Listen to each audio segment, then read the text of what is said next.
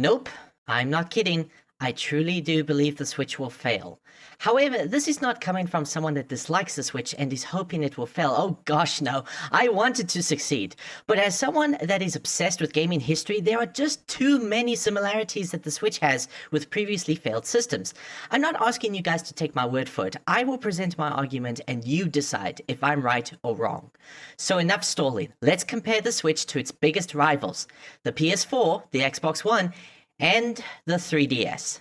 That's right, the Switch is in direct competition with Nintendo's very own handheld. But let's first talk about the Switch as a home console.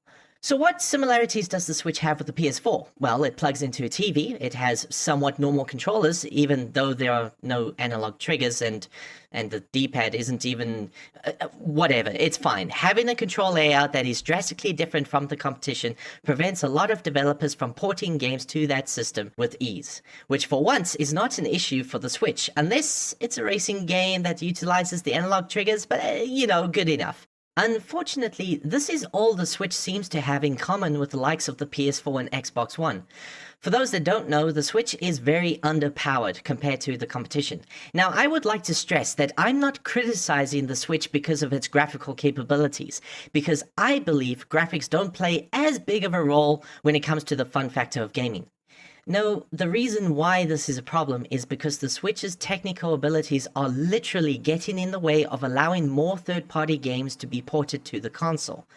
Porting games to multiple consoles is hard. It's costly and time-consuming. Sony and Microsoft were smart for making their systems similar in design and architecture to not just each other, but also to the PC platform. This caused developers to gravitate to these systems because porting between all three of them is a cinch. The more systems you can port games to, the more money you can get through sales. But not only is the Switch using a different architecture, which means that recompiling games will be yet another complicated step in the already complicated process of game development, developers would need to also essentially remake the game from scratch, because the Switch cannot handle the amount of graphical detail that we tend to get from AAA companies. Sure, this did happen with games like Sonic Unleashed for the Wii and Need for Speed Hot Pursuit 2 for the PS2, but since the Wii and PS2 were extremely popular platforms at the time, the extra costs and resources spent on building these games from the ground up were justified. But the Switch is coming off of the heels of the failure that is the Wii U. There is not a big enough fan base to motivate developers to go this far to port games to a Nintendo console, no matter how dedicated that small fan base may be. But let's move on now and take a look at the selling points and features that the Switch boasts that its competition doesn't have. So this thing not only has a traditional control scheme, but it can also be separated into smaller pieces which allow for motion controls. Some say it makes sense for the Switch to have this feature because, hey, the Wii was crazy successful because of its waggly motion controls, right? Yes, but also no. Let me give you a quick history lesson. The Wii was initially a very successful system, but then something funny happened around the year 2010. Nintendo's sales dropped significantly, and it kept plummeting in the following years. What happened here? How did this thing go from selling faster than the PS3 and 360 combined to selling worse than the already ancient PS2? Well, this is what basically happened. The Wii's motion controls was a big selling point for a lot of people, particularly parents, who not only found it to be enjoyable because it simulated things that they were actually familiar with, like sports, but they also thought here was a revolutionary device that is the answer to their child's laziness. Instead of playing video games while sitting down, finally they can enjoy playing games while getting some actual exercise. This was a huge selling point for a lot of parents. There was just one problem. Non-gaming parents and other ho-hum consumers are simply not a reliable fan base to market to. That's like marketing NASCAR to Europeans. Sure, you might get them to buy tickets to the races if you give them a free trip to the USA, but you're not going to retain them after they head back home to Europe. Likewise, once casuals got their Wii Sports and other waggle games, they don't need anything else. They're not going to financially support Nintendo indefinitely because these people were never really into gaming as a whole. Especially now that the novelty of motion controls died out, and now that parents realize that their kids got kind of bored of the thing, probably because they kept buying them shovelware that made up the vast majority of the Wii's library, it effectively became the biggest dust collector and biggest eBay listing in the world. But what's worse is that in order to appeal to these casuals, Nintendo has done almost everything to annoy hardcore gamers. The Wii was not future-proof because of its underpowered hardware and lack of HD support. The motion controls were actually imprecise, which is definitely a big no-no for hardcore gaming. And on top of that, the accessories were numerous and expensive. I mean, if you want to experience some 4-player Super Smash Bros. Goodness, you would definitely get yourself some GameCube controllers because, you know, anything else would be just blasphemous. Until we realized that other games no longer have support for GameCube controllers, and then you would have to invest in some classic controllers, but then again, those cannot work without the WIIMOTES, so then you would have to invest in some extra WIIMOTES, so what is even the point of owning classic controllers? And then there are some games that don't even support that, and you would have to get some nunchucks for those 4-player games that needs them. But then, sorry for you, now there are games that needs the Wii Motion Plus, and so now you're gonna have to purchase that as well. On the bright side, the Motion Plus did fix the imprecision that the original Wiimote suffered from, but too late. The Wii was dead by this point. Casuals now had the next hot thing in the form of iPhones and Android devices, and hardcore gamers moved on to their Xboxes, PlayStations, and PCs. So why am I talking about the Wii? Because I'm trying to paint a picture as to what the landscape for Nintendo is right now. The Wii U underperformed because it was a device that was made for people that already jumped ship, and the Switch is in the exact same position. The Wii U sure as heck didn't bring in more fans, it only barely retained the loyal Nintendo fan base. And since I reckon that this fan base only amounts to about 13 million or so people, I just can't see how the Switch can do what the Wii U couldn't. Get back those hardcore gamers that Nintendo lost all those years ago, as well as bringing new potential long-term gamers. But instead of doing things differently to achieve that goal, Nintendo is making the exact same mistakes that got them into this mess in the first place. Nintendo wants another success like the Wii, but fails to realize that those days are over. I couldn't believe that they are trying to bring back the Wii-esque motion controls again. Nintendo, we're done with them. It's over. When Sony and Microsoft tried to release their own motion controls, it didn't really work out for them because they did it just as the fad was dying.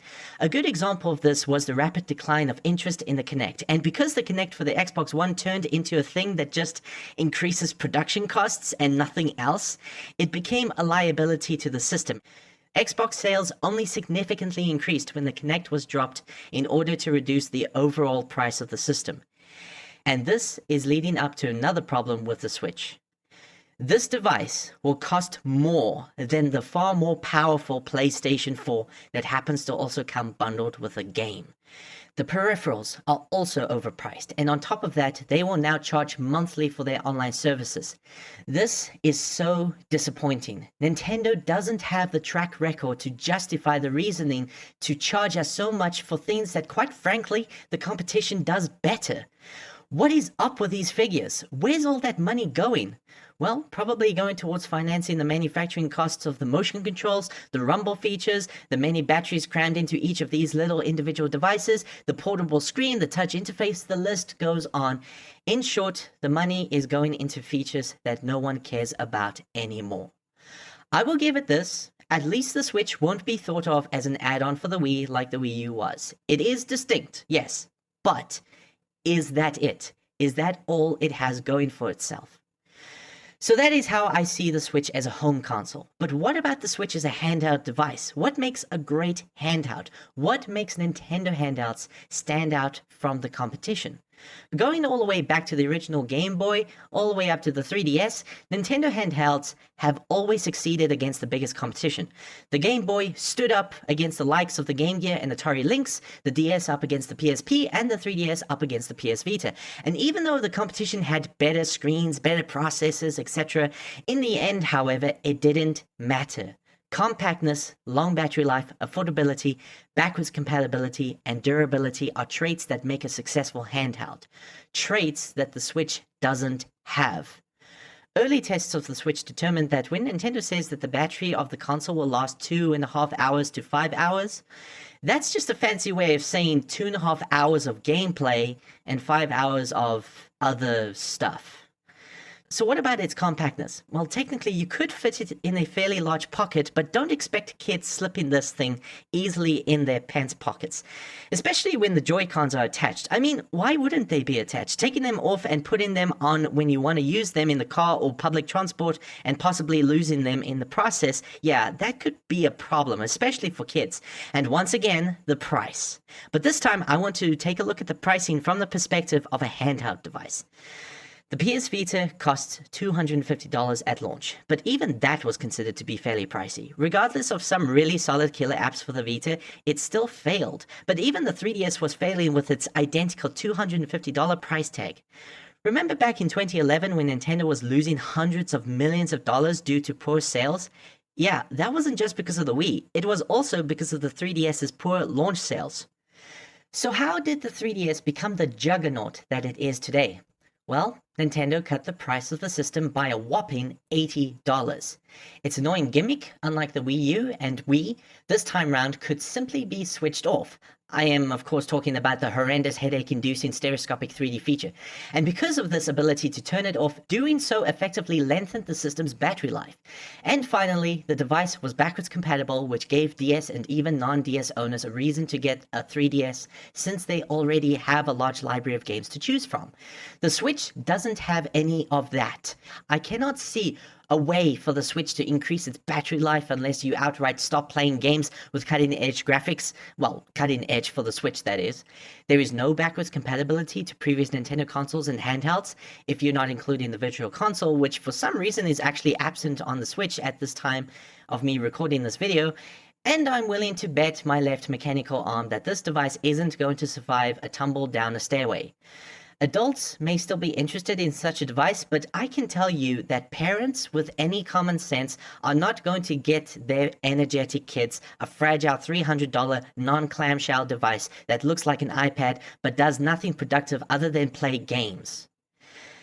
Basically, what I'm trying to say is this. The Switch is a device that tries to be two different systems in one, but doesn't do any of them particularly well when compared to devices that focuses on just doing one of those things really well. But even this wouldn't have been as big of an issue if it weren't for the fact that Nintendo is throwing everything at the Switch, including the kitchen sink, in an obvious, desperate effort to appeal to everyone and to see what sticks. This is proof to me that Nintendo just simply doesn't know what their consumers want. By including a ton of gimmicky features, Nintendo ended up sacrificing other more vitally important features that gamers throughout history have proven to want time and time again. Better battery life, faster processors, more storage space, etc. Is there anything that can save the Switch? Honestly, I don't think so. Nintendo could try to market and promote the heck out of it, but what really depresses me is that Nintendo doesn't even know how to do that. Word of mouth, both in real life and through the internet, is a powerful tool that Nintendo is not only failing to take advantage of, but the high-ups at Nintendo are actually going out of their way to sabotage this by attacking Nintendo fans, by flagging videos on the internet, chief among them YouTube itself, that uses footage of Nintendo's products, whether they be video reviews, analysis videos, and Let's Plays. I wouldn't be surprised if this video was flagged by Nintendo for using their footage.